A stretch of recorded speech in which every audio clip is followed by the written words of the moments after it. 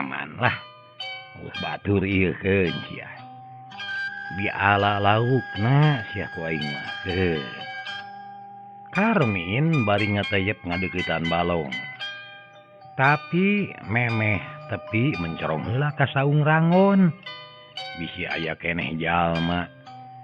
sanggeus tetela yen simpe si Karmin nyempod dina rungkun cau masang eupan dina useupna tuluy dialungkeun ka balong jantungna mah ratug hate deg-degan nud seot kriwil lauk mas sagede tampah ngakulawing dina useup si Karmin bungaheun sakirat lauk ditewak dilaan tina useup terus diabuskeun kana korang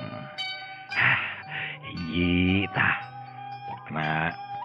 terus ngalungkeun deui useup ka balong dina waktu nungan sakedeung si Karmin geus meunang genep lauk mas nu gede tampah si Karmin atoh ngusupna beuki anteng da puguh kitu kahayang